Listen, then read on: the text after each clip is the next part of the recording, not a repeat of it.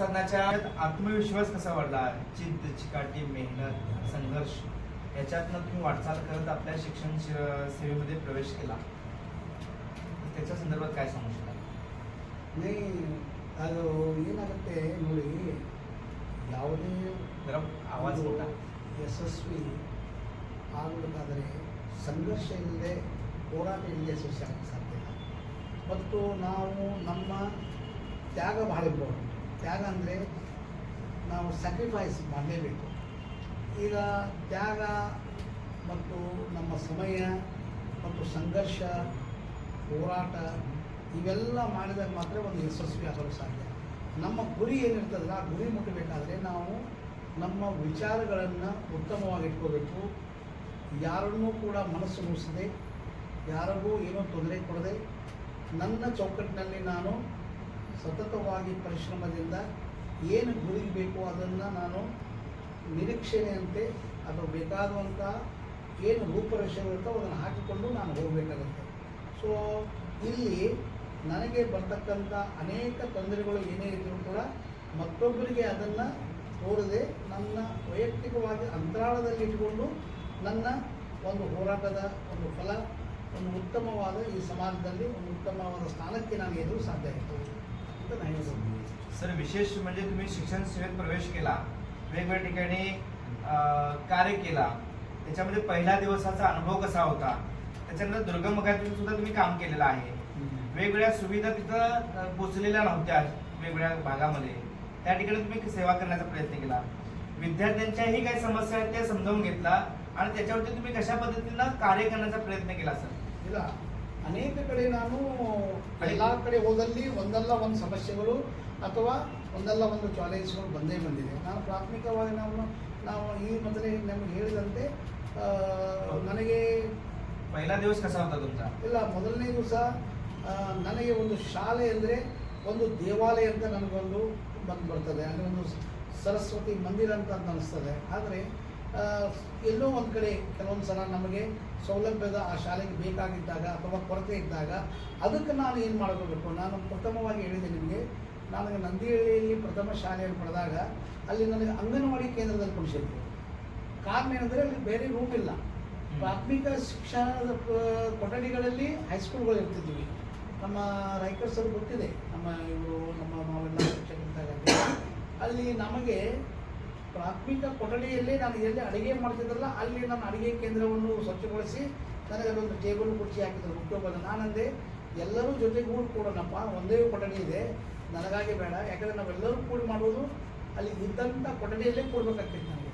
So ಅದನ್ನು ಚಾಲೆಂಜಿಗೆ ಇಟ್ಕೊಂಡು ನನ್ನ ಅಲ್ಲಿ ಮಠಕ್ಕೆ ನೀಡಿದಂಥ 3.22 ಗುಂಟೆಗಳನ್ನು 3 ಎಕರೆ 22 ಗುಂಟೆಗಳನ್ನು ಜಾಗವನ್ನು ಪಡೆದುಕೊಂಡು ಆ ಮಠದ ಹೆಸರಿನಿಂದಂಥ ನನ್ನ ಶಾಲೆ ಪಡ್ಕೊಂಡು ಸುಮಾರು 1 ವರ್ಷಗಳ ಕಾಲ ಅದನ್ನು ಎಲ್ಲವನ್ನು ನಮ್ಮ ಶಾಲೆ ಹೆಸರಿನಲ್ಲಿ ಮಾಡಿಕೊಂಡು ಮತ್ತು ಪುನಃ ಒಂದೇ ವರ್ಷದಲ್ಲಿ ಅಡಿಗೆಲ್ಲ ಮಾಡಿ ಅಂದಿನ ನಮ್ಮ ಉಸ್ತುವಾರಿ ಸಚಿವರಿದ್ದರು, ಅಂದಿನ ಅಲ್ಲಿ ನಮ್ಮ ಶಾಸಕರು, ಕಿತ್ತೂರಿನ ಶಾಸಕರು, ಅವರು ಒಂದು ನಮಗೆ ಮಾರ್ಗದರ್ಶನದಿಂದ ಅವರ ಒಂದು ಪ್ರಯತ್ನದಿಂದ ಅವರು ಹಲವು ಬಾರಿ ನಮ್ಮ SDMC ಊರವರು ನಾವೆಲ್ಲ ಸೇರಿ ಒಂದು ಉತ್ತಮವಾದ ಕಟ್ಟಡವನ್ನು ನಾವು ನಿರ್ಮಾಣ ಮಾಡುವಲ್ಲಿ ಮತ್ತು ಮಕ್ಕಳಿಗೆ ಗುಣಾತ್ಮಕ ಶಿಕ್ಷಣವನ್ನು ಕೊಡುವುದಾಗಲಿ ಒಂದು ಮೂಲಭೂತ ಸೌಕರ್ಯ ಒಂದೇ ವರ್ಷದಲ್ಲಿ ಕಟ್ಟಡವನ್ನು ಮಾಡಿ ನಾವು ಅಲ್ಲಿ ಸ್ವತಂತ್ರವಾಗಿ ಒಂದು ಪ್ರೌಢ ಶಿಕ್ಷಣವನ್ನು ನಿರ್ಮಾಣ ಮಾಡೋದು ಭಾಳ ಸಹಕಾರಿ ಅಂತ ಹೇಳ್ಬೋದು.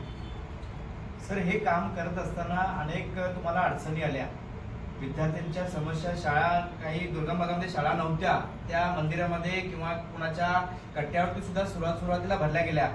कारण अशा काळामध्ये तुम्ही कार्य करत असताना प्रशासनाकडे ह्या सगळ्या समस्या कशा पद्धतीने जाणीव करून दिला त्या प्रशासनामध्ये? ಇಲ್ಲ, ನಮಗೆ ನಾವು ಹಲವಾರು ಜನಪ್ರತಿನಿಧಿಗಳಿಗೆ ಅಥವಾ ಸ್ಥಳೀಯ ಪಂಚಾಯಿತಿಗೆ ಇರ್ಬೋದು ಅಥವಾ ನಮ್ಮ ಯಾವುದೇ ಒಂದು ತಾಲೂಕು ಪಂಚಾಯತ್ ಇರ್ಬೋದು, ಜಿಲ್ಲಾ ಪಂಚಾಯತ್ ಇರ್ಬೋದು, ಹೀಗೆ ಅವ್ರನ್ನ ನಾವು ಸಂಪರ್ಕ ಮಾಡಿ ಈ ಶಾಲೆಯ ಬಗ್ಗೆ, ಇಲ್ಲಿ ಬೇಕಾದಂಥ ಸೌಲಭ್ಯಗಳ ಬಗ್ಗೆ, ಈ ಮಕ್ಕಳಿಗೆ ಒಂದು ಉತ್ತಮ ಶಿಕ್ಷಣ ಸಿಗಬೇಕಾದ್ರೆ ಏನೆಲ್ಲ ನಮಗೆ ಬೇಕಾಗುತ್ತೆ ಅಂತ ಅವ್ರನ್ನೆಲ್ಲ ಮನವರಿಕೆ ಮಾಡಿ ಇರ್ತಕ್ಕಂಥ ಅನುದಾನವನ್ನು ನಾವು ಅವ್ರಿಗಿಂತ ತೆಗೆದುಕೊಂಡು ನಾವು ಬೇರೆ ಬೇರೆ ಕೆಲಸಗಳನ್ನು ನಾವು ಮಾಡಲು ನಮ್ಗೆ ಅನುಕೂಲ ಆಯ್ತು. सर, विशेष म्हणजे CRC, BRC शिक्षक, मुख्याध्यापक आणि वेगवेगळ्या ठिकाणी तुम्ही कार्य करून कशा पद्धतीने यशस्वी वाटचाल केलात सर? ಇಲ್ಲ ನಿಜವಾಗಲೂ ನಮಗೆ ವಿಶೇಷವಾಗಿ ನಮಗೆ ಚಾಲೆಂಜಿಂಗ್ ನಾವು ನಮ್ಮ ಕ್ಷೇತ್ರ ಸಮಾನ ಖಾನಾಪುರದಲ್ಲಿ ಒಂದು ಅತ್ಯಂತ ಸರ್ ಹಾ, ಅತ್ಯಂತ ಅತ್ಯಂತ ಒಂದು ವಿಶೇಷ ಖಾನಾಪುರ ತಾಲೂಕು ಮತ್ತು ಅರಣ್ಯ ಪ್ರದೇಶ ಇರತಕ್ಕಂಥ ನಮ್ಮ ಪಶ್ಚಿಮ ಘಟ್ಟದಲ್ಲಿ ಅಲ್ಲಿ ಶಿಕ್ಷಣ ವಿಶೇಷವಾಗಿ ಶಾಲೆಗಳಲ್ಲಿ ಅರಣ್ಯದಲ್ಲಿರ್ತಕ್ಕಂಥ ಶಾಲೆಗಳಲ್ಲಿ ಮಕ್ಕಳಿಗೆ ಒಂದು ಉತ್ತಮ ಶಿಕ್ಷಣ ಸಿಗಬೇಕು ಮತ್ತು ಮಕ್ಕಳ ಸಂಖ್ಯೆ ಕೂಡ ಅಲ್ಲಿ ವಿರಳವಿದ್ದರೂ ಕೂಡ ಉತ್ತಮ ಹಾಜರಾತಿ. ಸೊ ಅಲ್ಲಿ ಶಿಕ್ಷಕರ ಕೊರತೆ ಇರ್ತಿತ್ತು. ಜೊತೆಗೆ ಅನೇಕ ನಮಗೆ ನೈಸರ್ಗಿಕ ತೊಂದರೆಗಳು ಬರ್ತಿತ್ತು. ನಮಗೆ ಅಲ್ಲಿ ಮಳೆಗಾಲದಲ್ಲಿ ಮಕ್ಕಳಿಗೆ ಅಥವಾ ಶಿಕ್ಷಕರಿಗೆ ಹೋಗುವಂಥ ತೊಂದರೆಗಳಿದ್ದವು. ಹೀಗೆ ಅಲ್ಲಿ ಬರ್ತಕ್ಕಂಥ ಶೈಕ್ಷಣಿಕ ಏನು ನಾವು ಮೂಲಭೂತ ಸೌಲಭ್ಯಗಳು ಕೊಡೋಕೆ ಆಗ್ತಿರ್ಕಿಲ್ಲ. ಒಂದೊಂದು ಸಲ ಏನಾದರೂ ಅಡಚಣೆಗಳಿದ್ರೆ ಉನ್ನತ ಶಿಕ್ಷಣ ಮಕ್ಕಳಿಗೆ ಹೋಗಬೇಕಾದ್ರೆ ಬೇರೆ ಬೇರೆ ಒಂದು ಪ್ರದೇಶದಾದರೆ ಅರಣ್ಯದಲ್ಲೇ ಒಂದು ಪ್ರದೇಶದಿಂದ ಮತ್ತೊಂದು ಕಡೆ ಹೋಗಬೇಕಾಗ್ತಿತ್ತು. ಹೀಗೆ ಅದು ಕೂಡ ಒಂದು ನಮಗೆ ಚಾಲೆಂಜ್ ಆಗಿತ್ತು. ಅಲ್ಲಿ ನಾವು ಕಾರ್ಯ ಮಾಡುವಾಗ ನಮ್ಮ CRPಗಳು, ನಮ್ಮ BRC ಅವರು ನಾವೆಲ್ಲರೂ ಸೇರಿ ಆ ಭಾಗದ CRPಗಳು ನಾವು ಅಲ್ಲಿ ಮಕ್ಕಳಿಗೆ, ಯಾಕಂದರೆ ಆ ಮಕ್ಕಳು ಕೂಡ ಹೊರಗಡೆ ಬರೋಕ್ಕೆ ಸಾಧ್ಯ ಇರಲಿಲ್ಲ. ಕಾರಣ ಅವರು ಕುಟುಂಬಗಳು ಅಲ್ಲೇ ವಾಸಿಸಿದ್ರು. ಆ ಕುಟುಂಬಗಳಿಗೆ ಅಲ್ಲಿ ಮಕ್ಕಳಿಗೆ ಒಂದು ಶಿಕ್ಷಣವನ್ನು ಕೊಡಬೇಕು ಅಂತಂದರೆ ನಾವು ನಮ್ಮ ಶಿಕ್ಷಕರನ್ನ ನಿಯೋಜನೆ ಮಾಡಬೇಕು. ಜೊತೆಗೆ ಒಂದು ಉನ್ನತೀಕರಣ ಶಿಕ್ಷಣ ಆಗಬೇಕಲ್ಲಿ. ಯಾಕಂದರೆ 5ನೇ ತರಗತಿ ಕಡೆ ಒಂದು ಕಡೆ ಶಾಲೆ ಆದರೆ 6, 7 ಇನ್ನೊಂದು ಕಡೆ ಶಾಲೆ ಇರ್ತಿತ್ತು. ಅಲ್ಲಿ ಮಗು ಹೋಗುವಂಥದ್ದು ಅನೇಕ ಸ್ವಲ್ಪ ಅವ್ರಿಗೆ ಹೆದರಿಕೆ ಆಗಲಿ, ಮುಂದೆ ಏನಾದರೂ ಅನಾಹುತ ಆಗ್ಬೋದು ಅನ್ನುವಂಥ ಘಟನೆಗಳನ್ನು ನಿರ್ಮಾಣ ಆಗ್ತಿತ್ತು. ಸೊ ಅದಕ್ಕಾಗಿ ನಾವೇನು ಮಾಡ್ತಿದ್ದೀವಿ, ಇದ್ದಲ್ಲೇ ಹೆಚ್ಚುವರಿ ಶಿಕ್ಷಕರನ್ನ ಮತ್ತು ಅತಿ ಶಿಕ್ಷಕರನ್ನ ಇದ್ದ ಶಿಕ್ಷಕರನ್ನೇ ಮತ್ತೆ ನಿಯೋಜನೆ ಮಾಡಿ ಅಲ್ಲಿ ಮಕ್ಕಳಿಗೆ ಉನ್ನತ ಒಂದು ಶಿಕ್ಷಣ ಸಿಗಬೇಕಾದ್ರೆ ಅದೇ ಪ್ರದೇಶದಲ್ಲಿ ಅದೇ ಶಾಲೆಯಲ್ಲಿ ನಾವು ಮಾಡುವಂಥ ಕೆಲಸವನ್ನು ನನಗೆ ಮಾಡಲು ಒಂದು ಅವಕಾಶ ಬಂತು. ಅನೇಕ ಯೋಜನೆಗಳನ್ನು ಅದನ್ನು ಸದುಪಯೋಗ ಮಾಡಿಕೊಂಡು, ಅದು ವಿಶೇಷವಾಗಿ ಸಮಗ್ರ ಶಿಕ್ಷಣ ಸರ್ವ ಶಿಕ್ಷಣ ಅಭಿಯಾನದ ಯೋಜನೆಯಲ್ಲಿ ಬರ್ತಕ್ಕಂಥ ಸೌಲಭ್ಯಗಳನ್ನು ಅದನ್ನು ನಾನು ಏನು ಮಾಡಿದೆ, ಸದುಪಯೋಗ ಪಡಿಸ್ಕೊಂಡು ಅಲ್ಲಿ ಮಕ್ಕಳಿಗೆ ವಿಶೇಷವಾಗಿ ಟ್ರಾನ್ಸ್ಪೋರ್ಟ್ ಭತ್ಯೆ ಇರ್ಬೋದು, ಇನ್ನಿತರ ಸೌಲಭ್ಯಗಳಿರ್ಬೋದು, ಅದನ್ನು ನಾನು ಆ ಮಕ್ಕಳಿಗೆ ನೀಡುವ ಜೊತೆಗೆ ಶಿಕ್ಷಕರಿಗೆ ಮತ್ತು ಪಾಲಕರಿಗೆ ಮಾಡುವ ಮುಟ್ಟುವ ಜೊತೆಗೆ ಶಿಕ್ಷಣ ನಿರಂತರವಾಗಿ ಆ ಮಗುವಿಗೆ ಸಿಗಬೇಕು ಅನ್ನುವಂಥ ನಿಟ್ಟಿನಲ್ಲಿ ಇಲಾಖೆಯ ಅನೇಕ ಸೌಲಭ್ಯಗಳನ್ನು ಅವರಿಗೆ ಪರಿಚಯ ಮಾಡಿಕೊಟ್ಟು ಆ ಸೌಲಭ್ಯವನ್ನು ಒದಗಿಸುವ ಜೊತೆಗೆ ನನಗೆ ಒಂದು ಉತ್ತಮವಾದ ಕಾರ್ಯ ಮಾಡಲು ಖಾನಾಪುರದಲ್ಲಿ ವಿಶೇಷವಾಗಿ ಒಂದು ಚಾಲೆಂಜ್ ಆಗಿ ನಾನು ಕೆಲಸ ಮಾಡಿದ್ದು. ಒಂದು ಧೈರ್ಯವಾಗಿ ಅಲ್ಲಿ CRP, BRP ಮತ್ತು ಕ್ಷೇತ್ರ ಶಿಕ್ಷಣಾಧಿಕಾರಿಗಳ ಒಂದು ಸಂಯೋಗದೊಂದಿಗೆ ಮತ್ತು ವಿಶೇಷವಾಗಿ ಅಲ್ಲಿ ಜನ ಭಾಳಷ್ಟು ಮುಗ್ಧ ಮತ್ತು ಪ್ರಾಮಾಣಿಕ ಜನ ಅರಣ್ಯದಲ್ಲಿ ಇರ್ತಕ್ಕಂಥ ಆ ಜನರಿಗೆ ಒಂದು ಶಿಕ್ಷಣವನ್ನು ನಾನು ಕೊಡಲು ನನಗೆ उत्तमवाद ಒಂದು ಸಹಕಾರವನ್ನು ಅವರು ಕೊಟ್ಟಿದ್ರು ಅಂತ ಈ ಸಂದर्भात ಹೇಳ್ಬೋದು. सर विशेष म्हणजे आज आमच्या विद्यार्थी, पालक, शिक्षक आणि विद्यार्थ्यांना कोणत्या प्रकारे तुम्ही एखाद्या यश गाठायचं असेल संघर्षाचं, त्या आमच्या विद्यार्थ्यांना काय सांगू शकाल? कोणत्या पद्धतीने कार्य करून यशस्वी यश मिळण्यासाठी प्रयत्न करायला पाहिजे? ಏನು ನೋಡಿ, ಶಿಕ್ಷಣ ಯಶಸ್ವಿ ಆಗೋದು ಶಿಕ್ಷಣ ಅಷ್ಟೇ ಯಶಸ್ವಿ ಅಂತ ಅನ್ನೋಕ್ಕಿಲ್ಲ. ಶಿಕ್ಷಣ ಅಂತ ಬೇಕು, ಆದರೆ ಜೀವನದಲ್ಲಿ ಏನೇ ಯಶಸ್ವಿ ಆಗಬೇಕಾದ್ರೆ ನಮಗೆ ಒಂದು ಪ್ರಾಮಾಣಿಕತೆ ಇರಬೇಕು. ಪ್ರಾಮಾಣಿಕತೆ ಅಂದರೆ ಏನು, ಯಶಸ್ಸಿಗೆ ಹೋಗಬೇಕಾದ್ರೆ ಏನೆಲ್ಲ ನಾನು ಮಾಡಬೇಕು ಅದನ್ನು ಪ್ರಾಮಾಣಿಕತವಾಗಿ ಮಾಡಬೇಕು. ಆಗ ಸಮಯ ಸದುಪಯೋಗವನ್ನು ಮಾಡ್ಕೋಬೇಕು. ಆಮೇಲೆ ಗುರಿ ಏನಿದೆಲ್ಲ ಆ ಗುರಿ ಮುಟ್ಟುವಲ್ಲಿ ಎಷ್ಟೇ ಅಡೆತಡೆಗಳು ನಾವು ಹಿಂಜರಿಕೆ ಹೋಗಬಾರ್ದು. ಆತ್ಮವಿಶ್ವಾಸ ಅನ್ನೋದು ಬಹಳ ಮುಖ್ಯ.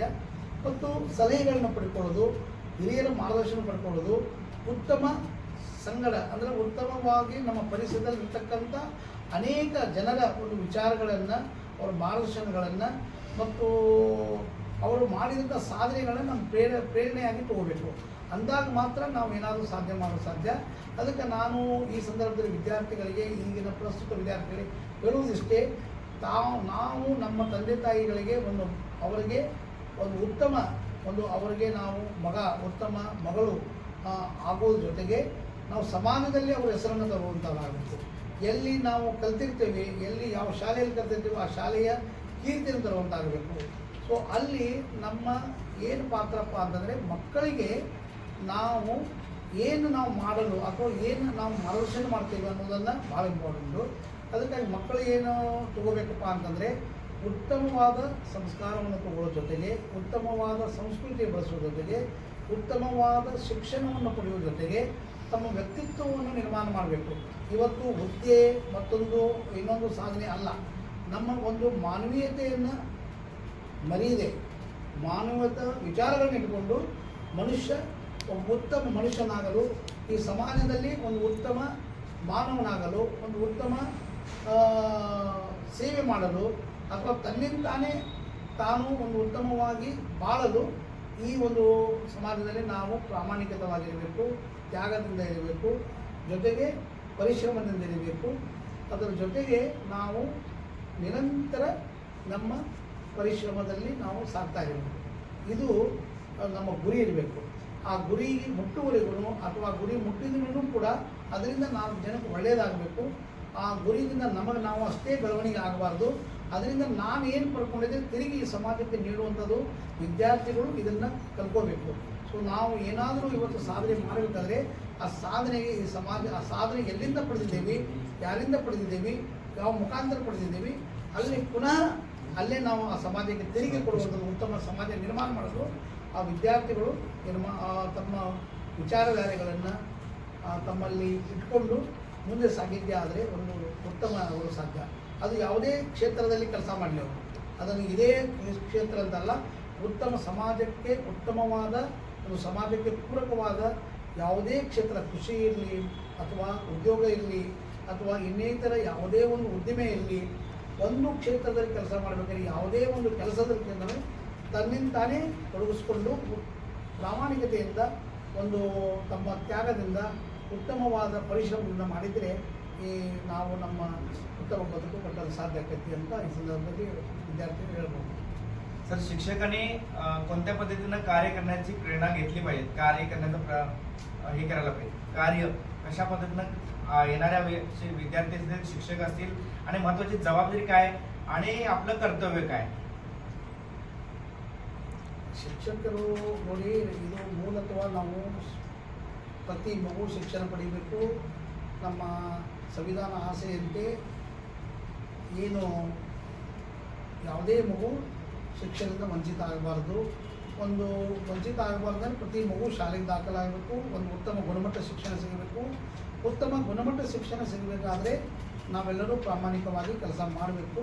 ನಮಗೆ ಕೊಟ್ಟಂಥ ಒಂದು ಉದ್ಯೋಗದಲ್ಲಿ ಪ್ರಾಮಾಣಿಕವಾಗಿ ಮಗುವಿನ ಕೇಂದ್ರೀಕೃತವಾಗಿ ನಾವು ನಮ್ಮ ಕಾರ್ಯವನ್ನು ಮಾಡಬೇಕಾಗುತ್ತೆ. ಏನು ಮಗುವಿನ ಕೇಂದ್ರ? ಮಗುವಿನ ಸರ್ವತೋಮುಖ ಬೆಳವಣಿಗೆ ಆಗಬೇಕು. ಮಗುವಿನ ಸರ್ವತೋಮುಖ ಬೆಳವಣಿಗೆ ಆದರೆ ಮಾತ್ರ ಒಂದು ಉತ್ತಮ ಸಮಾಜ ಕಟ್ಟಲು ಸಾಧ್ಯ.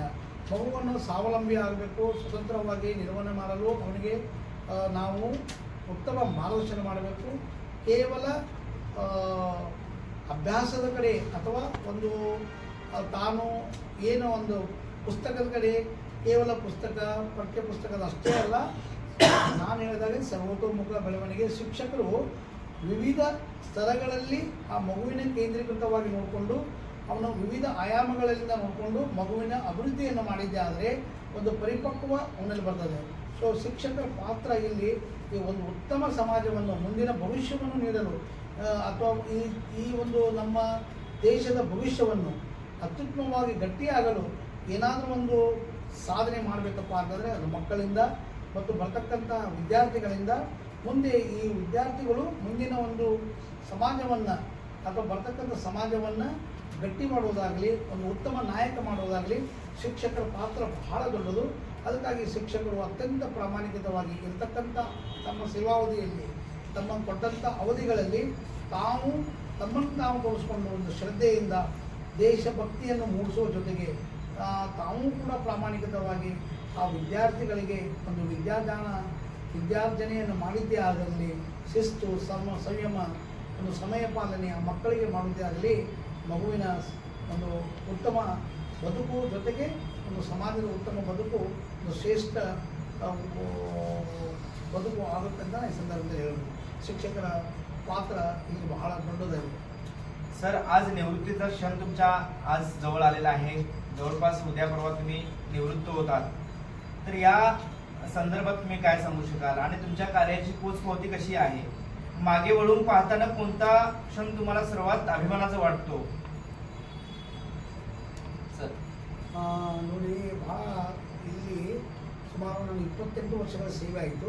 ಈ 28 ವರ್ಷಗಳ ಸೇವೆಯಲ್ಲಿ ನನಗೆ ಅನೇಕ ಕಡೆ ಕಾರ್ಯಗಳನ್ನು ಯೋಜನೆ ಮಾಡೋದಾಗಲಿ, ವಿಶೇಷವಾಗಿ ನನಗೆ ಜಿಲ್ಲಾ ಶಿಕ್ಷಣ ಮತ್ತು ತರಬೇತಿ ಸಂಸ್ಥೆಗಳಲ್ಲಿ ಸುಮಾರು 7 ವರ್ಷಗಳ ಕಾಲ ಉಪನ್ಯಾಸಕರಾಗಿ, ಹಿರಿಯ ಉಪನ್ಯಾಸಕರಾಗಿ ಮತ್ತು DYPC ಅಂದರೆ ಉಪ ಸಮನ್ವಯಾಧಿಕಾರಿಯಾಗಿ ಸಮಗ್ರ ಶಿಕ್ಷಣ ಮತ್ತು ಕ್ಷೇತ್ರ ಶಿಕ್ಷಣಾಧಿಕಾರಿಗಳಾಗಿ ನಮ್ಮ ಬಿಜಾಪುರ ಆಗಲಿ, ನನ್ನ ಬೆಳಗಾವಿ ಗ್ರಾಮೀಣ ಆಗಲಿ, ಈ ಕ್ಷೇತ್ರಗಳಲ್ಲಿ ವಿವಿಧ ಸ್ಥಳಗಳಲ್ಲಿ ಕೆಲಸ ಮಾಡುವಾಗ ಆ ಸ್ಥಳ ಆ ಒಂದು ಕ್ಷೇತ್ರದಲ್ಲಿ ಕೆಲಸ ಮಾಡಬೇಕು. ಅದರದೇ ಆ ಒಂದು ಸಂದರ್ಭದಲ್ಲಿ ಬರ್ತಕ್ಕಂಥ ಏನು ಚಾಲೆಂಜಸ್ ಇರ್ತಿದ್ವಲ್ಲ, ಬರ್ತಕ್ಕಂಥ ಯೋಜನೆಗಳನ್ನು ಅಥವಾ ಬರ್ತಕ್ಕಂಥ ಕಾರ್ಯಕ್ರಮಗಳನ್ನು ಅದನ್ನು ನಾನು ಅನುಷ್ಠಾನ ಮಾಡುವಲ್ಲಿ, ಅದನ್ನು ನಾನು ಸಂಘಟಿತವಾಗಿ ಒಂದು ಉತ್ತಮವಾದ ಒಂದು ಆ ಇವೆಂಟನ್ನು ನಾನು ಅತ್ಯಂತ ಉತ್ಸಾಹದಿಂದ ನನ್ನ ಒಂದು ಸಹೋದ್ಯೋಗಿ ಅವರಿಂದ ಅಥವಾ ನನ್ನಲ್ಲಿರ್ತಕ್ಕಂಥ ಒಂದು ಸಿಬ್ಬಂದಿಯಿಂದ ಅದನ್ನು ಕಟ್ಟಿಕೊಂಡು ಒಂದು ರೂಪರೇಷೆ ಕೊಟ್ಟು ಆ ಕಾರ್ಯಕ್ರಮನ ಇಲಾಖೆ ಕಾರ್ಯಕ್ರಮ ಅತ್ಯಂತ ಯಶಸ್ವಿಯಾಗಿ ಪರಿಣಾಮಕಾರಿ ಅನೇಕ ಕಡೆ ನನ್ನ ವಿವಿಧ ಕಡೆ ಮಾಡಿದ್ದೀನಿ. ಜೊತೆಗೆ ನಾನೇ ಕೂಡ ಒಬ್ಬ ವಿದ್ಯಾರ್ಥಿಯಾಗಿ, ಒಬ್ಬ ಶಿಬಿರಾರ್ಥಿಯಾಗಿ ನಾನು ಕೂಡ ಅನೇಕ ಕಾರ್ಯಗಳಲ್ಲಿ ಭಾಗವಹಿಸಿ ಅನೇಕ ಕಲಿಕೆಗಳನ್ನು ಕಂಡುಕೊಂಡಿದ್ದೇನೆ. ಸೊ ಕಲ್ತಿದ್ದೀನಿ, ಶಿಕ್ಷಕರ ಜೊತೆ ಕಲ್ತಿದ್ದೀನಿ, ವಿದ್ಯಾರ್ಥಿಗಳ ಜೊತೆ ಕಲ್ತಿದ್ದೀನಿ, ಈ ಸಮಾಜದಿಂದ ಕಲ್ತಿದ್ದೀನಿ. ಸಮಾಜದ ವಿವಿಧ ಮುಖಗಳಿಂದ ನಾನು ಕಲಿತು ನನಗೆ ಮತ್ತೆ ನಾನು ಪರಿಪಕ್ವವಾಗಿ ಈ ಒಂದು ಮಕ್ಕಳಿಗೆ, ವಿದ್ಯಾರ್ಥಿಗಳಿಗೆ, ಶಿಕ್ಷಕರಿಗೆ ಒಂದು ಪ್ರೇರಕವಾಗಿ ನಾನು ಮಾಡ್ಕೊಂಡಿದ್ದೀನಿ. ಅದನ್ನು ನನಗೆ ತುಂಬ ಸಂತೋಷ ಆಗುತ್ತೆ. ಆದರೆ ಅನೇಕ ಬಹುಶಃ ಈ ಒಂದು 10 ತಿಂಗಳಲ್ಲಿ ನನಗೆ ಮಾಡಿದಂಥ ಇಲ್ಲಿ ಸೇವೆ ಅವಿಸ್ಮರಣೀಯ. ಇಲ್ಲಿ ನನಗೆ ಬಂದಂಥ ಚಾಲೆಂಜ್ ಏನಿತ್ತಪ್ಪ ಅಂದರೆ SSLC ಮತ್ತು ಯಾವುದೇ ಒಂದು ಕಾರ್ಯಕ್ರಮ, ಇಲಾಖೆ ಕೊಟ್ಟಂಥ ಕಾರ್ಯಕ್ರಮ ಅತ್ಯಂತ ಯಶಸ್ವಿಯಾಗಿ ಪರಿಣಾಮಕಾರಿ ಆಗಬೇಕು. ಆ ಹಿನ್ನೆಲೆಯಲ್ಲಿ ನಾನು ಪ್ರತಿ ಒಂದು ಕಾರ್ಯಕ್ರಮಗಳಲ್ಲಿ ಉತ್ತಮ ಆಯೋಜನೆ ಮಾಡುವ ಜೊತೆಗೆ ಹಿರಿಯ ಅಧಿಕಾರಿಗಳ ಒಂದು ಮಾರ್ಗದರ್ಶನದೊಂದಿಗೆ ಅನೇಕ ಕಾರ್ಯಕ್ರಮಗಳನ್ನು ಈ ವರ್ಷ ಮಾಡುವ ಜೊತೆಗೆ ಆಮೇಲೆ ಇಲಾಖೆಯ ಮತ್ತು ಸರ್ಕಾರದ ಏನು ವಿಶೇಷ ಯೋಜನೆಗಳಿದ್ದವಲ್ಲ, ವಿಶೇಷವಾಗಿ ಸಮೀಕ್ಷೆ ಇರಬಹುದು, ಅದು ಗಣತಿ ಕಾರ್ಯ ಇರಬಹುದು, ಹೀಗೆ ಅಂಥದ್ರಲ್ಲಿ ತಮ್ಮನ್ನು ತಾವೇ ಪೂರ್ಣವಾಗಿ ತೊಡಗಿಸಿಕೊಂಡು ಅದನ್ನು ಯಶಸ್ವಿಯಾಗಿ ಮಾಡುವಲ್ಲಿ ನನಗೆ ಸಫಲತೆಯನ್ನು ಕಂಡಿದೆ. ಬಹುಶಃ ಇದೆಲ್ಲ ಸಾಧ್ಯ ಆಗಿದ್ದಕ್ಕೆ ನಮ್ಮ ಒಂದು ಸಂಘಟಿತ ಮತ್ತು ಟೀಮ್ ವರ್ಕ್ ಅಂತ ನಾನು ಈ ಸಂದರ್ಭದಲ್ಲಿ ಹೇಳ್ತೇನೆ. ಭಾಳಷ್ಟು ಚಾಲೆಂಜ್ಗಳನ್ನು ಇಟ್ಕೊಂಡು ನಾವು साधनेಯನ್ನು ಮಾಡಿದ್ದೀವಿ ಅಂತ ಈ संदर्भात ಹೇಳ್ಬೋದು. सर, विशेष म्हणजे गेल्या 10 वर्षामध्ये SSLCचा निकाल जो होता तो फार कमी लागला होता आणि यंदा 94.67 असं काहीतरी लागलेलं आहे. तर त्या सगळ्या ह्या 10 वर्षाच्या कालावधीमध्ये हा निकाल अतिशय उत्तमोत्तम आहे. तर यासाठी तुम्ही कशा पद्धतीने कार्य केलं आणि कशा पद्धतीने विद्यार्थ्यांच्या निकालासंदर्भात वाढीसाठी तुम्ही काय प्रयत्न केलेला? ಇಲ್ಲಿ ನನಗೆ ಬಂದಿದ್ದು ಏನಪ್ಪ ಅಂತಂದರೆ SSLC ಫಲಿತಾಂಶ ಈ ತಾಲೂಕಿನಲ್ಲಿ ನನಗೆ ಇದರ ಮುಂಚೆನೇ ನನಗೆ ಇದರ ಕಲ್ಪನೆ ಇತ್ತು. ಯಾಕಂದರೆ ಗ್ರಾಮೀಣ ಪ್ರದೇಶ ಎಲ್ಲೋ ಒಂದು ಕಡೆ ಸೌಲಭ್ಯಗಳು ಕೊರತೆ ಇರಬಹುದು ಅಂತಲ್ಲ, ಆದರೆ ಮಕ್ಕಳಲ್ಲಿ ವಿದ್ಯಾಭ್ಯಾಸದ ಜೊತೆಗೆ ಮತ್ತು ಶಿಕ್ಷಕರಲ್ಲಿ ಒಂದು ಉತ್ತಮವಾದಂಥ ಕೌಶಲ್ಯ ಮತ್ತು ಶಿಕ್ಷಕರು ನೀಡತಕ್ಕಂಥ ಏನು ಪ್ರೇರಣೆ ಇರ್ತಿತ್ತಲ್ಲ, ಅದು ಯಾವತ್ತೂ ಕಡಿಮೆ ಇರಲಿಲ್ಲ. ಯಾಕಂದರೆ ಕೇವಲ ನಾವು ಗ್ರಾಮೀಣ ಮತ್ತು ನಗರ ಅನ್ನುವಂಥ ತಾರತಮ್ಯವನ್ನು ಯಾವುದೇ ರೀತಿ ಬರದ ಹಾಗೆ ಇಲ್ಲಿ ಕೊರತೆ ಆಗಿತ್ತು. ಯಾವುದೋ ಒಂದು ಸಂದರ್ಭದಲ್ಲಿ ಪರೀಕ್ಷೆಯಿಂದ ಅಥವಾ ಒಂದು ಅಂಕಗಳಿಂದ ಮಾನದಂಡ ಮಾಡೋಕ್ಕಾಗಲ್ಲ. ಮಕ್ಕಳ ಪ್ರತಿಭೆಯನ್ನು ಗುರುತಿಸಿ ಮತ್ತು ನಾವು ಆ ಮಕ್ಕಳ ಪ್ರತಿಭೆಗೆ ತಕ್ಕಂತೆ ಒಂದು ಉತ್ತಮವಾದಂಥ ರೂಪರೇಷೆಗಳನ್ನು ರೂಪಿಸಿಕೊಂಡು ಶೈಕ್ಷಣಿಕವಾಗಿ ಫಲಿತಾಂಶವನ್ನು ಗುರಿಯಿಟ್ಟುಕೊಂಡು ಎಲ್ಲ ಮಕ್ಕಳು, ನಮಗೆ ದಾಖಲಾದ ಮಕ್ಕಳು, SSLC ಮಕ್ಕಳು ವಿಶೇಷವಾಗಿ ಒಂದು ಅವರಿಗೆ ಮುಂದೆ ಹೋಗ್ತಕ್ಕಂಥ ಏನು ಜೀವನದಲ್ಲಿ ಅವರು ಅನ್ಕೋಬೇಕಲ್ಲ, ಅಥವಾ SSLC ಪ್ರಮುಖ ಘಟ್ಟವಂತೂ ನಾವು ಅಂದ್ಕೊಂಡಿರ್ತೇವಲ್ಲ, ಅದನ್ನು ಅವರು ದಾಟಿ ಅತ್ಯುತ್ತಮವಾಗಿ ಶಿಕ್ಷಣವನ್ನು ಮುಂದಿನ ಒಂದು ಶಿಕ್ಷಣಕ್ಕೆ ಅಣಿ ಮಾಡಬೇಕಾಗಿದ್ದು ನಮ್ಮೆಲ್ಲರ ಕರ್ತವ್ಯ. ಅದು ಶಿಕ್ಷಕರಷ್ಟೇ ಅಲ್ಲ, ನಮ್ಮ ಹಿರಿಯ ಅಧಿಕಾರಿಗಳು ಮತ್ತು ನಮ್ಮ ಶಿಕ್ಷಕರು, ಪಾಲಕರು, ಪೋಷಕರು, ಸಮುದಾಯದವರು ಮತ್ತು SBMC ಅವರು ಈ ನಿಟ್ಟಿನಲ್ಲಿ ನಾನು ಎಲ್ಲರೂ ವಿಶ್ವಾಸ ಪಡ್ಕೊಂಡು ಕೇವಲ 54% ಕಳೆದ ಸ್ಥಾನದಲ್ಲಿ ಕೊನೆಯ ಸ್ಥಾನದಲ್ಲಿ ಇದ್ದಿತ್ತು. ಇದನ್ನು ನಾನು ನಮ್ಮ ಎಲ್ಲ ಒಂದು ಸಲಹಾ ಸಮಿತಿಯನ್ನು ಮಾಡಿಕೊಂಡೆ. ಪ್ರಾಥಮಿಕವಾಗಿ ನಾನು ಈ ಒಂದು 54% ಇದ್ದಂಥ ನಮ್ಮ ತಾಲೂಕಿನ ರಿಸಲ್ಟನ್ನು ನಾನು ಮುಂದೆ ಏನು ಗುರಿಯನ್ನು ಇರಬೇಕು, ಕೊನೆಯ ಸ್ಥಾನದಲ್ಲಿದೆ, ಇದಕ್ಕೆ ನಾನು ಏನನ್ನು ನಾವು ಮಾಡಿದರೆ ಸಾಧ್ಯ ಅನ್ನುವಂಥದ್ದು ನನಗೆ ನನ್ನದೇ ಆದಂಥ ಒಂದು ಚಿಂತನೆಯನ್ನು ಮಾಡೋದ್ರ ಜೊತೆಗೆ ಅದು ಹಲವಾರು ನಮ್ಮ ಶೈಕ್ಷಣಿಕದ ಒಂದು ನುರಿತ ಶಿಕ್ಷಕರಿರ್ಬೋದು, ಮುಖ್ಯೋಪಾಧ್ಯಾಯರಿರ್ಬೋದು, ಅವನ್ನೆಲ್ಲವನ್ನು ಪಡ್ಕೊಂಡು ಅವ್ರ ಜೊತೆ ನಾವು ಚರ್ಚೆ ಮಾಡಿದಾಗ ನಮಗೆ ಏನೇನು ಆಗುತ್ತೆ, ನಾವು ಏನು ಮಾಡ್ಬೋದು ಅನ್ನುವಂಥ ಒಂದು ಚಿತ್ರಣವನ್ನು ನಾವು ಮಾಡಿ ಅಲ್ಲಿ ಬರ್ತಕ್ಕಂಥ ವಿಶೇಷವಾಗಿ ಪಾಲಕರ ಪೋಷಕರ ಸಭೆ ಇರ್ಬೋದು, ವಿಶೇಷ ತರಗತಿ ಇರ್ಬೋದು, ಇಲಾಖೆಯ ಬದಲಾದ ಇಲಾಖೆಯ ಏನು ಸಂಗತಿಗಳಿದ್ದಾವೆ ಅದು LBA ಇರ್ಬೋದು, 29 ಅಂಶ ಇರ್ಬೋದು, ಮತ್ತು ಮಹಾಪೋಷಕರ ಸಭೆ ಇರ್ಬೋದು, ತಾಯಂದಿರ ಸಭೆ ಇರ್ಬೋದು, ಶಿಕ್ಷಕರ ಒಂದು ವಿಶೇಷ ಅಭಿಪ್ರೇರಣಾ ತರಬೇತಿಗಳಿರ್ಬೋದು, ಆಮೇಲೆ ಪರಸ್ಪರ ವಿನಿಮಯ ಮತ್ತು ಶಿಕ್ಷಕರ ಪ್ರೇರಣಾ ತರಬೇತಿಗಳು, ಹೀಗೆ ಹಲವಾರು ಕಾರ್ಯಕ್ರಮಗಳನ್ನು ಹಾಕಿಕೊಂಡು ನಮ್ಮ ಶಿಕ್ಷಕರ ಜೊತೆ ಕೂತು ಮತ್ತು ಪ್ರತಿ ಶಿಕ್ಷಕರನ್ನು ಶಾಲೆಗಳಿಗೆ ಭೇಟಿ ಮಾಡೋ ಜೊತೆಗೆ ಆ ಮಕ್ಕಳಿಗೆ ವಿಚಾರ ಮಾಡೋ ಜೊತೆಗೆ ಅದು ಯಾವುದೇ ಸಂದರ್ಭದಲ್ಲಿ ನಮ್ಮ ಶಿಕ್ಷಕರ ಮತ್ತು ಆ ಒಂದು ಮುಖ್ಯೋಪಾಧ್ಯಾಯರ ಆತ್ಮವಿಶ್ವಾಸವನ್ನು ಮೂಡಿಸುವ ಜೊತೆಗೆ ಮತ್ತು ಪಾಲಕರ ಒಂದು ವಿಶ್ವಾಸವನ್ನು ಪಡೆಯುವ ಜೊತೆಗೆ ನಾವು ಈ ಒಂದು ಯಶಸ್ವಿಯನ್ನು 54 ಇದ್ದಂಥ ಫಲಿತಾಂಶವನ್ನು 94% 67 ಆಗಲಿಕ್ಕೆ ನಮಗೆ ಕಾರಣವಾಯಿತು. ಅದಕ್ಕೂ ಹಲವಾರು ಶಿಕ್ಷಕರು, ಮುಖ್ಯೋಪಾಧ್ಯಾಯರು ಅವರು ಮಾಡಿದಂಥ ಒಂದು ಉತ್ತಮ ಡೆಡಿಕೇಶನ್ ಮತ್ತು ಒಂದು ಕಾರ್ಯಬದ್ಧತೆಯಿಂದ ಕೆಲಸ ಮಾಡಿದ್ದಕ್ಕೆ ಮಕ್ಕಳ ಒಂದು ವಿಶ್ವಾಸವನ್ನು ತೆಗೆದುಕೊಂಡು ಪಾಲಕರ ವಿಶ್ವಾಸ ಪಡೆದುಕೊಂಡು ಒಂದು ಉತ್ತಮ ರಿಸಲ್ಟನ್ನು ಈ ಒಂದು ಗ್ರಾಮೀಣದಲ್ಲಿ ಪ್ರದೇಶದಲ್ಲಿ ಮಾಡಲು ಸಾಧ್ಯವಾಯಿತು. ಸುಮಾರು 37 ಶಾಲೆಗಳು ಪ್ರತಿಶತ 100% ರಿಸಲ್ಟ್ ಮಾಡಿದಂಥ ಶಾಲೆಗಳು ನಮ್ಮ ಜಿಲ್ಲೆಯಲ್ಲೇ ಅತಿ ಹೆಚ್ಚು ಶಾಲೆಗಳು ನಮ್ಮ ಗ್ರಾಮೀಣ ತಾಲೂಕಿನಲ್ಲಿ 100ರಷ್ಟು ಶಾಲೆಗಳನ್ನು ಪಡೆದುಕೊಂಡು ಅತ್ಯಂತ ಹೆಮ್ಮೆಯ ತಾಲೂಕು ಆಗಿದೆ. ಇದಕ್ಕೆ ಜನಪ್ರತಿನಿಧಿಗಳು, ಮಾನ್ಯ ಗೌರವಾನ್ವಿತ ಸಚಿವರುಗಳು, ಶಾಸಕರು ಕೂಡ ಪ್ರೇರಣೆ, ಅವರ ಅಭಿಪ್ರೇರಣೆ, ಅವರ ಮಾರ್ಗದರ್ಶನ, ಅವರು ನೀಡಿದಂಥ ಮೂಲಭೂತ ಸೌಕರ್ಯಗಳು, ಆಮೇಲೆ ಮಕ್ಕಳಿಗೆ ಅಭಿಪ್ರೇರಣೆಗಳನ್ನು ಮಾಡುವ ಜೊತೆಗೆ ವಿಶೇಷವಾಗಿ ಸನ್ಮಾನ್ಯ ಉಸ್ತುವಾರಿ ಸಚಿವರಾದ ಸತೀಶ್ ಜಾರಕಿಹೊಳಿ ಅವರು ಅವರಿಗೆ ಮಕ್ಕಳಿಗೆ ಕೊಡಬೇಕಾಗಿದ್ದಂಥ ಒಂದು ವೇದಿಕೆಗಳನ್ನು, ಪ್ರೇರಣಾತ್ಮಕಗಳನ್ನು ಮತ್ತು ವಿಶೇಷವಾಗಿ ಅವರ ಒಂದು ಇಲಾಖೆಯಿಂದ ಮಾಡಿದಂಥ ಸುಮಾರು ಅನೇಕ ಕೊಠಡಿಗಳನ್ನು ಮಂಜೂರು ಮಾಡಿ ಒಂದು ಸೂರುಗಳನ್ನು ಕಲ್ಪಿಸಿ ಗುಣಮಟ್ಟಕ್ಕಾಗಿ ನೀಡಿದ್ದಾರೆ.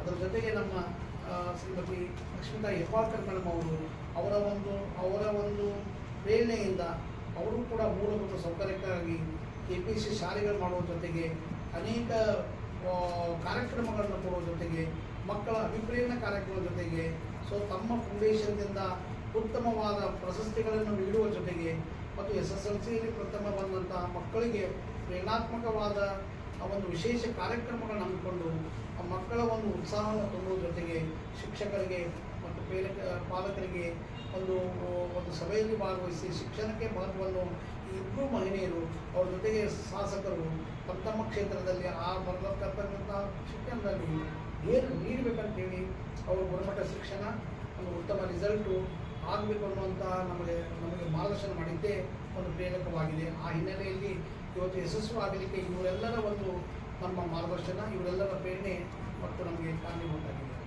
सर, बेळगाव जिल्ह्यामध्ये विशेष करून 725 पैकी 725 गुण घेऊन 3 विद्यार्थी बेळगाव जिल्ह्यामध्ये प्रथम क्रमांकामध्ये आले आणि फेर तपासणीमध्ये दिव्या देसाई जुंजवाड येथील विद्यार्थिनी ती सुद्धा 725 गुण घेऊन ती प्रथम क्रमांक आली. या संदर्भात या बेळगाव जिल्ह्यामध्ये 3 क्रमांक घेऊन विद्यार्थी आले, त्या संदर्भात काय सांगू शकाल सर? ನಿಜವಾಗ್ಲೂ ನಮ್ಮ ಒಂದು ತಾಲೂಕವನ್ನು ನಾವು ನೋಡಿದಾಗ ನಾವು ನಮ್ಮ ರಿಸಲ್ಟ್ ಅಷ್ಟೇ ನೋಡಬಾರ್ದು, ನಮ್ಮ ಜಿಲ್ಲೆಯನ್ನೇ ನಾವು ಒಂದು ಪರಿಗಣಿಸಿದಾಗ ಇಡೀ ರಾಜ್ಯಕ್ಕೆ ಒಂದು ಜಿಲ್ಲೆಯನ್ನು ನಾವು ನೋಡಿದಾಗ ಅಲ್ಲಿ ಪಡೆದಂಥ ಆ ಮಕ್ಕಳು ನಮ್ಮ ವಿದ್ಯಾರ್ಥಿಗಳೇ. ಅವರು ಮಾಡಿದಂಥ ಒಳ್ಳೆಯ ಪರಿಶ್ರಮದಿಂದ ಒಳ್ಳೆಯ ಮಾರ್ಗದರ್ಶನದಿಂದ ತಾವು ಸತತವಾಗಿ ಅಭ್ಯಾಸವನ್ನು ಮಾಡಿ ಆ ಒಂದು ಉತ್ತಮವಾದಂಥ ಅಂಕಗಳನ್ನು ಪಡೆದಿದ್ದಾರೆ ಅವರು. ಆ ಅಂಕ ಪಡೀಲಿಕ್ಕೆ ಅವರ ಶ್ರಮ, ಅವರ ತಂದೆ ತಾಯಿಯರ ಮಾರ್ಗದರ್ಶನ, ಅಲ್ಲಿ ಪಾಲಕರು ಮತ್ತು ಅಲ್ಲಿ ಇರ್ತಕ್ಕಂಥ SVMC ಅವರು, ಅಲ್ಲಿ ಇರ್ತಕ್ಕಂಥ ಶಿಕ್ಷಕರು ಅವರಿಗೆ ನೀಡಿದಂಥ ಒಂದು ಉತ್ತಮ ಒಂದು ಮಾರ್ಗದರ್ಶನದೊಂದಿಗೆ ಅವರು ಉತ್ತಮವಾದ ಅಂಕಗಳನ್ನು ಪಡೆಯಲು ಸಾಧ್ಯ. ಈ ನಿಜವಾಗಲೂ ಇದು ನಮ್ಮ ಜಿಲ್ಲೆಗೆ ಕೀರ್ತಿ ತಂದಿರುವುದಷ್ಟೇ ಅಲ್ಲ, ಇಡೀ ರಾಜ್ಯಕ್ಕೆ ಒಂದು ಮಾದರಿಯಾಗಿದೆ ಮತ್ತು ಇದು ಮುಂದಿನ ಮಕ್ಕಳಿಗೆ ಇದೊಂದು ಸಾಕ್ಷಿಯಾಗಿದೆ. ಮುಂದಿನ ಒಂದು ಮಕ್ಕಳಿಗೆ ಈ ಒಂದು ಮಕ್ಕಳ ಸಾಧನೆ ಮಾಡುವುದರ ಒಂದು ಪ್ರೇರಣೆ ಒಂದು ವಿಶೇಷವಾಗಿ ಈಗಿನ ಪ್ರಸ್ತುತ ಮಕ್ಕಳಿಗೆ ಒಂದು ದಿಕ್ಸೂಚಿ ಆಗಲಿದೆ.